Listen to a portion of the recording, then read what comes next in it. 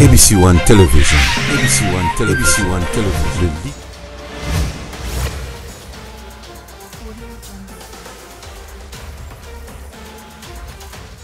Fidèles abonnés de ABC One, bonjour, bonsoir, bon après-midi, qu'est-ce qu'on dit encore? Meilleurs vœux parce que nous sommes déjà en pleine festivité. Tout ça d'ailleurs, na rythme à festivité. Déjà parce que c'est une grâce à cause de la compter parmi les vivants. Alors, tu peux si bino mbote. Ici, quand on est bozali, tu rappelles bino que boza ba abonné na biso, tu lingara bino mingi, ndenge bino pe bolingara biso. Alors, tout ça la spéciale ba dédicace na ABC One Hour. Et ça n'a pas simple. Yo ça n'a pas commentaire na yo. Comment ba combo ya bandeko na oyo lingi to souhaiter ba meilleurs vœux na kati ya ABC One Hour au komina combo na yo moko, c'est-à-dire je m'appelle Ndetinga na kolo ba je m'appelle Séraphite Mayandou, je présente mes vœux le meilleur à soki osali yango biso to ko souhaiter bandeko na wana ba dédicace to banana bongo. Après kana kati ya ABC One to sunga bino bo bando tourner ba vidéo na bino bo tinde la biso o bo souhaiter ba to ba meilleurs vœux biso tozo balancer yango mbala moko histoire pour nous yo ebisa bino que to lingara bino to lingara bino, nous comptons sur vous comme vous comptez sur nous. Alors je m'en vais comme ça dire bonjour na bandeko nyonso et merci na bandeko nyonso de loin ou de près. Ba soutenir kanga financièrement, matériellement, moralement, et ça bandeko ebele même spirituellement. Et ça na pasteur Enoch Mboyo a soutenir nga na ba prière, papa Didier Lopinga ba soutenir nga na ba prière parce que monde oyo eza e osengara moi loboko nzambe pe pour na protection. Alors merci na bandeko nyonso batika ngati na ba conseil na bango.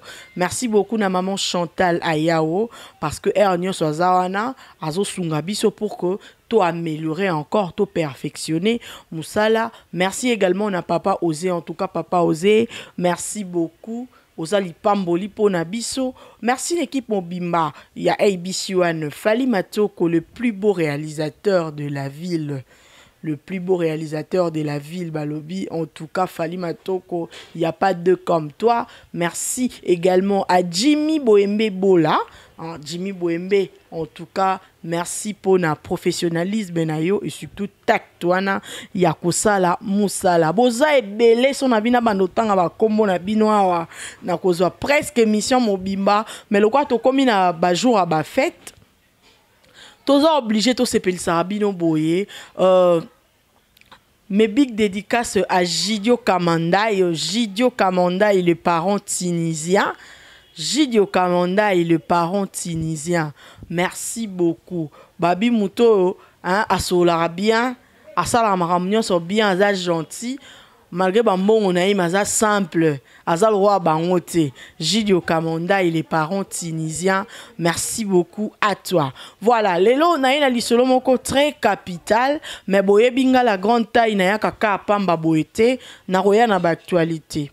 L'actualité na yenango eza mibale avant na betela bino lisolo na uta ko betela bino lisolo ya mwana oyo vero o ba bizaki na ye akufi mais lelo na yena lisolo mususu oya ndeko moko asengi ngana senga bino bosunga ye.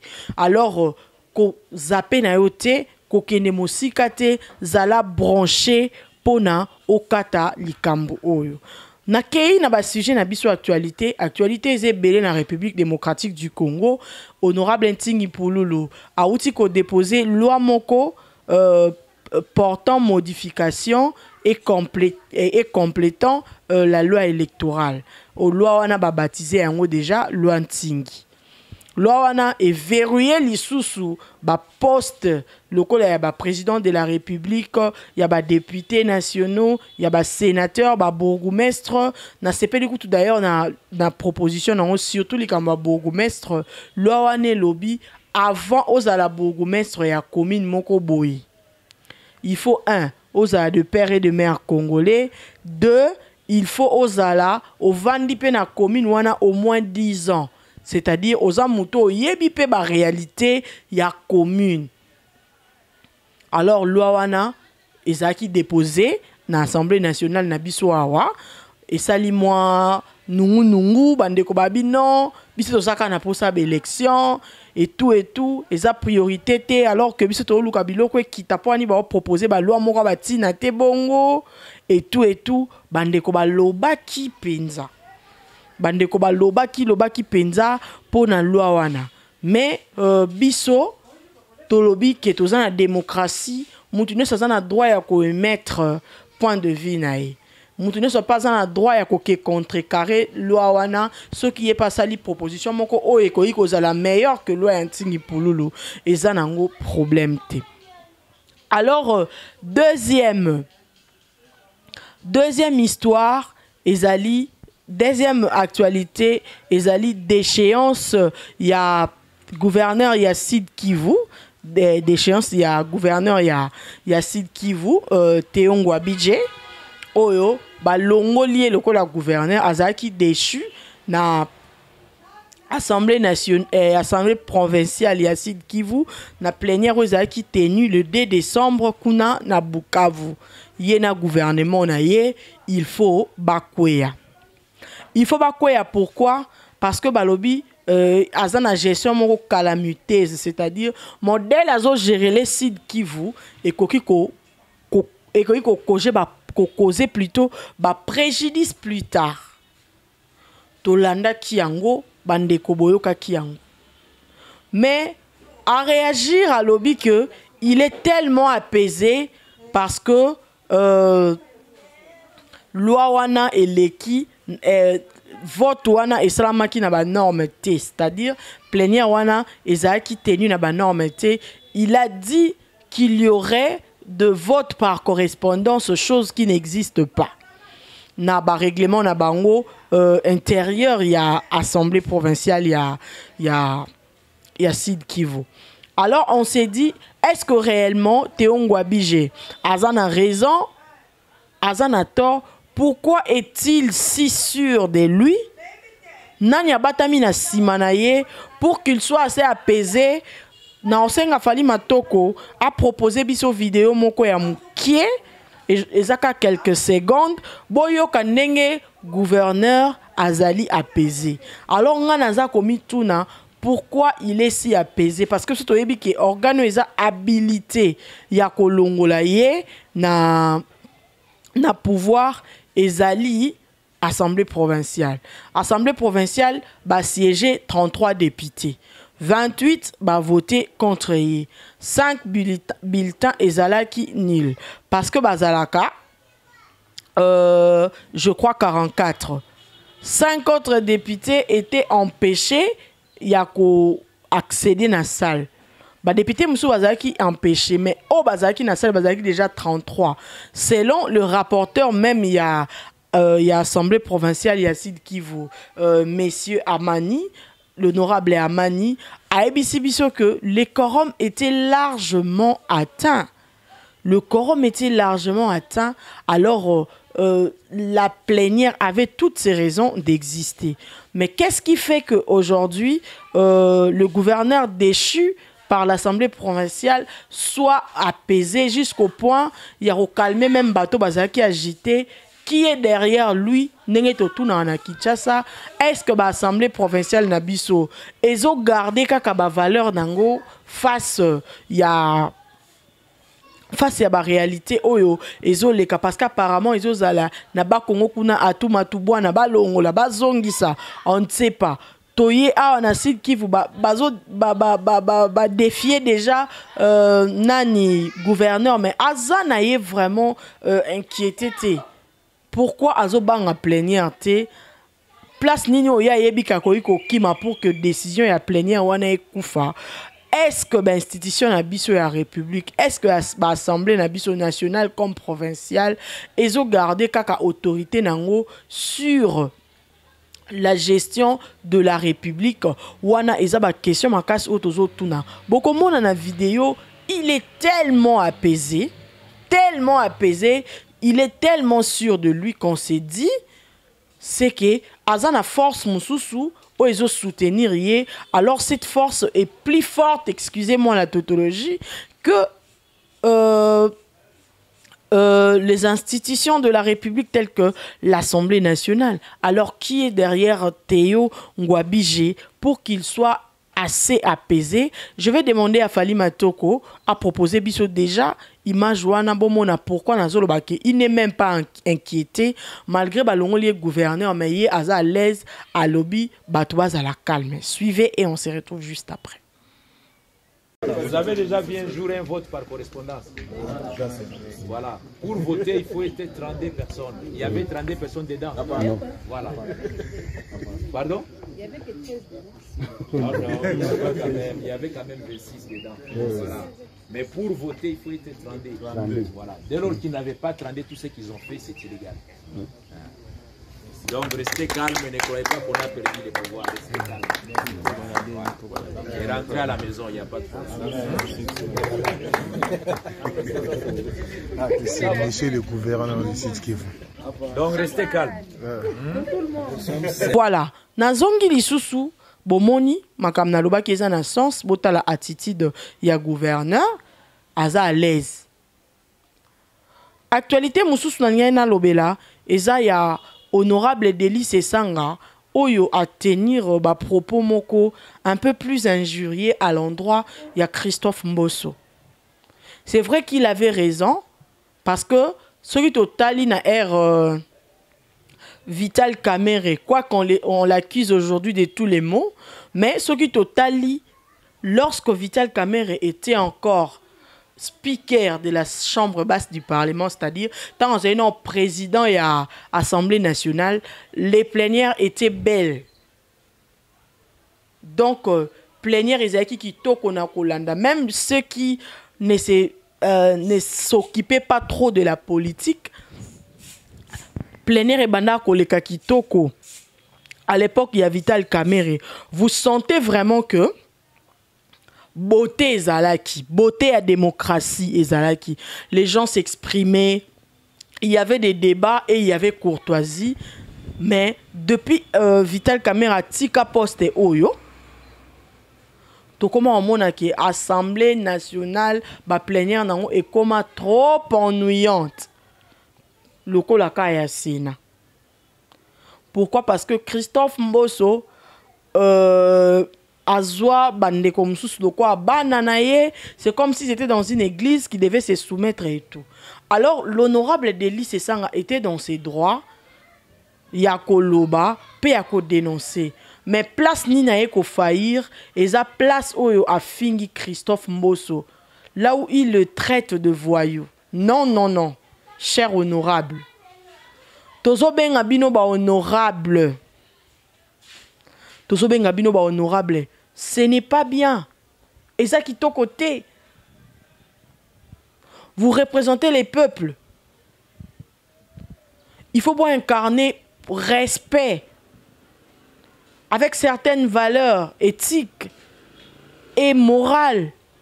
Et ça normalité député au finga au traité mutu des voyous en plein ensemble, en pleine plénière. Non, non, ça ne se fait pas. Et puis, à la sortie, parce que na katia plénière, on pouvait dire que c'était de l'impulsion. Peut-être il n'a pas assez réfléchi. C'était une réaction épidermique. Aussi longtemps, Simbi a réagi, ça peut encore se comprendre. Mais, et là, ça lisco passe César, même na sortie à plénière, a répété sous même propos, a fini Christophe Mbosso à Zavoyou. Alors, et ça li passe pourquoi? Parce que nous, on s'est dit, osa mokonzi, osa inspiration pour la jeunesse, osa modèle, osa élite intellectuelle et politique, c'est-à-dire il y a des gens qui vous regardent et qui vous prennent pour modèle. Les lots qu'est-ce qu'on va leur dire? Qu'il est permis de s'insulter parce que les grandes personnes qui sont censées la respectueuses bazo fingana. Donc c'est que na bana permis à fingana. Traiter quelqu'un de voyou, D'abord, hiérarchiquement, Christophe Mbosso aza mukonzi na yo parce que aza président de l'Assemblée nationale, c'est un animateur principal d'une prestigieuse institution de la République. Batou, le quoi la bichonne stoppé ça quand respect belé, à table c'est aux journalistes et quand on formule de critiques à son égard, tout ça la rend moins bien parce que aza quand même mukonzi munene. Deuxièmement, on a âge aussi. Christophe Mbosso est plus âgé, c'est un vieux loup. Ndetindi bande comme Soubakani, ça peut passer à Deli Sesanga. Aujourd'hui, il donne des leçons. Mais quand on va fouiller dans son passé, est-ce qu'on ne va pas trouver de quoi se plaindre? Alors, bisoto osenga kaka l'Assemblée nationale, mesure otobengaka, sanction exemplaire, suivre le règlement pour savoir qu'est-ce qu'il faut faire pour que ces choses ne se répètent plus. L'Assemblée nationale. Une deuxième fois, l'enseignant Fally Matoko a balancé sous image pour lier l'utile à l'agréable, bien entendu. Fally Matoko. Le fondé de cette intervention, c'est de dire que nous n'avons pas de loi de finances dans ce pays, que tout est fait dans la délinquance financière et dans une délinquance à col blanc de ceux qui gouvernent les institutions de la République et que le Parlement fait semblant de faire une loi de finances que les gouvernements détricotent derrière. Alors, dans ces conditions, le peuple congolais ne peut rien attendre d'un budget qui est voté dans ces conditions si on ne sanctionne pas ceux qui gouvernent et qui détournent les crédits qui sont alloués par le Parlement à des tâches d'intérêt collectif. Et vous voyez bien que ce Parlement, qui est devenu une religion avec un pape qui ne croit en rien, est un Parlement où le débat n'a pas lieu. Et il n'y a pas de débat. Vous voyez bien qu'il n'y a pas de débat. Et on m'a retiré la parole sur le fait d'avoir dénoncé la délinquance des autorités publiques dans les détournements de fonds publics par rapport aux affectations qu'ils leur ont assignées dans le budget. Et ça, c'est d'une gravité extrême dans un pays qui se veut une démocratie où on dit que le Parlement exerce non seulement le pouvoir d'autoriser les crédits, mais aussi d'en contrôler l'usage. Le président de l'Assemblée nationale qui n'était pas d'accord avec votre réaction vous a traité des délinquants. C'est un voyou. Mbosso, c'est un voyou. Honorable, après votre départ...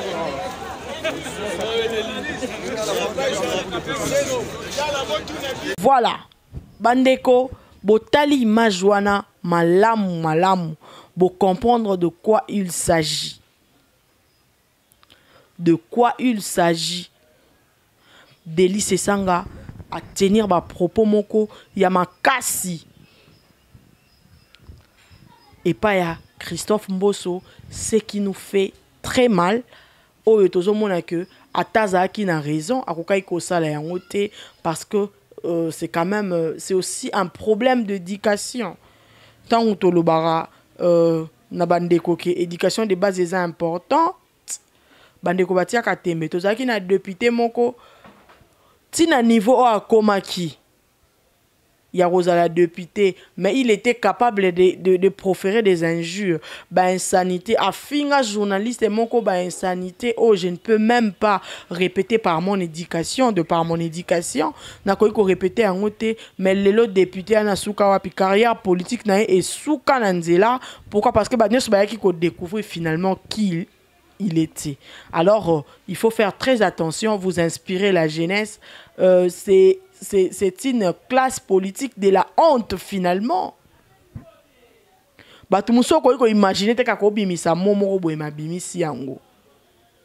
C'est révoltant. Alors, to sengi na bino, to solango na commentaire, hein? Dès que to message ko solango na ABC1, to solango na commentaire. Bino bomoni basa neni, en dehors il y a règlement ezali. Qu'est-ce qu'il faut faire pour que Makambo ait un sous-soutien? Est-ce qu'un décodéli c'est Sangaza qui n'a raison et enfin Christophe Mbosso? Malobeza ya bino ngana suka na koyaka kako conclure. Avant ngana bino to kabwana na ebisa ki bino na zasu na lisolo moko ya makasi. Na longwe na politique na za na lisolo moko ya makasi. Mwana mwasi moko na bombi kombo na ye parce que Toza presse, c'est vrai, mais il faut tout garder car paix anonymat. Moi, Simoko, Na tongo ya lelo na commune ya Bumbu alingi Amidi Mbika toto loba esi Amidi Mbika ki. Pourquoi mon amosi wana Amidi Mbiki? Parce que akomaki na embarras de choix. Bolanda histoire na malamu fidèles abonnés ya ABC. Mwana mwasi wana azalaki na famille moko pauvre. Famille na ye ezalaki famille moko très pauvre. Papa na ye akufa avant. Maman na ye ayebaki kosala eloko te jusqu'à ce que banaye ko se débrouiller na mwa ba commerce, ba petit commerce, mais e banaye penza ko procurer eloko te. Abundaki mwana mwasi wana atangaki azwaki diplôme d'état. Tango ekomi tango mwana mwasi wana asala université, maman azalaki na ba possibilité te.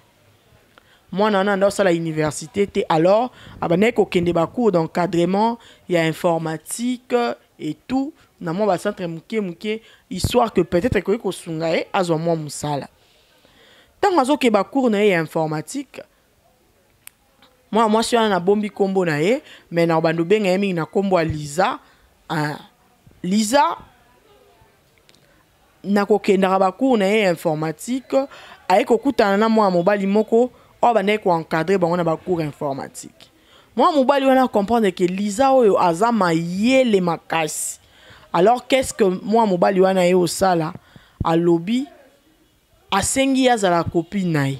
Yepe alingi tant babandi ko se fréquenter a comprendre qu'azama yele mes possibilités otanga université ezate. Alors moi mobali wana senga ki na Liza amema ye ti et pas baboti na ye. Moi na mwasi wana amemi Liza et pas maman na ye. Moi na mobali wana expliquer maman na ye ki ngai na lingi na futela Liza ba classe. Moi mobali wana wana futela anzibi ko futela Liza ba classe. Yé pas na famille pauvre, aza d'ailleurs na leki na ye ya mwasi atanga raté parce que mbongo ezate, aza na maman na ye, aza na bandeko fala sunga, mais abanaye ko sunga bango ka na kolia na ko futa ndako. Alors moi mobali wana pona atangisa Liza na université, atali que ba cours o azo pesa ya ba informatique, ya ko encadrer ba jeunes étudiants mbongo kokokate. Qu'est-ce qu'il a commencé à faire?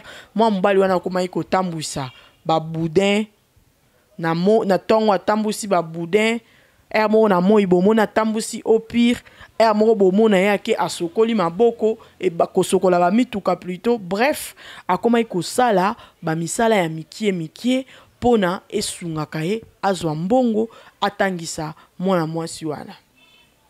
Sikoyo mwana mwasi wana na université ezosenga alataka bien po azala gêné te pa baninga azana téléphone. Qu'est-ce que le garçon a fait? Yemoko a se privé na eko lata. Atikalika na mo ba polo moko ya bongo na mo ba pantalon mbongo nyoso azozwa azosombela mwasi wana bilamba, syllabus, mbongo transport, mbongo minerval, téléphone, crédit. Au fait moi suis wana azai kotanga na ba frère ya garçon wana, mais okondima te que garçon wana nde mutu azaki mobali na ye. Pourquoi le garçon était bizarre, azai na bilamba ya malonga te. Alors la fille nzoka azaki ba nature abana basi yo balingaka mibali yo baza stylé, c'est-à-dire mibali yo balataka bien lokwa bafali matoko. Ya azai kolinga mibali wana bien ya baboga o babetsa batu mitu. Azai kolinga mibali wana ya bien. Sikoyo akoma ikozala gêné pona mobali yo azai kotambola na ye azai kolata bien te. Nzamba eko sunga soki pe satana muta yo sunga soki pe nzambe muta yo sunga. Na nzela na ye ayo kutana mwa mobali moko ya famille moko ya bien. Mwana mobali wana alataka bien.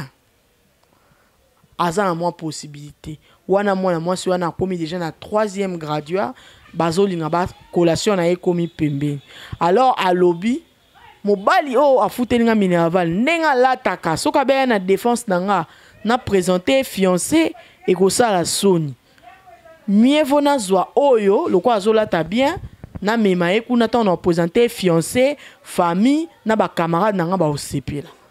Asoli pe na maman na ye pa lobi bon moi mbala on pa yoksa biso sonye ndenga yaka awa malgré zo foot o Minerval azole sa biso pe mais aza mbala sonye ko lakise pa batute ndazwa ki mwana mobali wana akei ko lakisa ye pa batu pe bakenda ki collation défense mobali wana ndeko ko foot e Minerval aye ko sutuka défense esi eleki jour à collation ba yebisi mais to moni moi sinon l'équipe na mutuka collation na ye moi mobali wana abongami ayembangu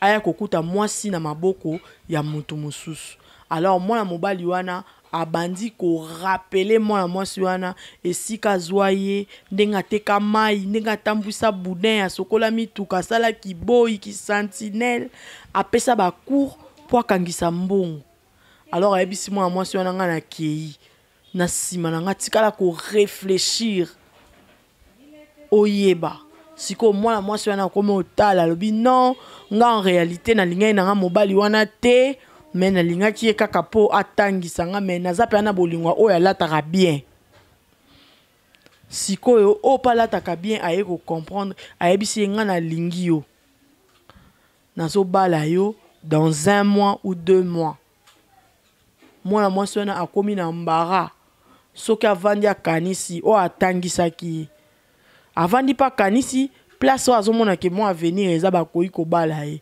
famille na ye nyonso esi baponi déjà mwa mobali oyo akoki kobala ye mais eloko ezozonga na makanisi ya mwana mwasi wana eza kaka sacrifice ya mwana mobali oyo alors mwana mwasi wana azwi décision amiboma na ye kaka parce que azotala soki abe akende pa oyo atangisaki ye oyo wana pa baki akobala ye akoperdre so pa bien que pa akobala ye oyo atangisaki ye wana eza lokola ingratitude alors mwana mwasi wana lelo na tongo alingaki amidiembika ezalaki scandaleux famille na ye baveye ase que ata mutu moko te azwa image wana parce que eza bien te mpo na ndeko na bango mais asengi lisungi bino boza na mwa sagesse bandeko ya ABC wana bandeko lokola ba mama Chantal Ayao ba maman Marie Pierrette o ba komaka nyonso o boza na mwa expérience boyebisa mwa mwasi wana asala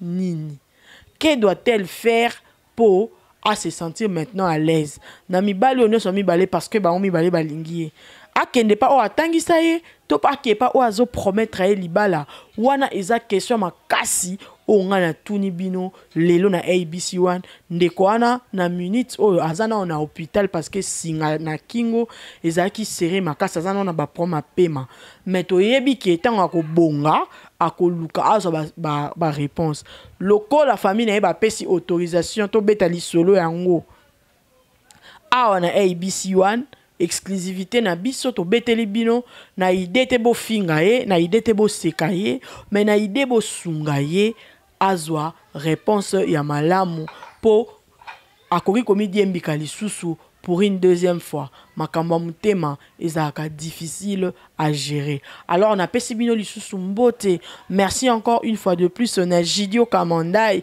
le papa tunisien na pesi mbote belé merci na maman Chantal Ayao merci na papa Osé ngana bino to kutani mbala sima mais bobo sanate ba réponse na bino ba partage na bino ya lisolo oyo ekosunga mwana mwasi wana azwa solution tope azwa décision oya malamu pona vie na ye alors ngana bino ndenge to mesana to kutani mbala sima kaka ensemble to sola makambo ezo toucher mboka mais to sola aussi makambo ezo simba ba vie ya bandeko ciao ciao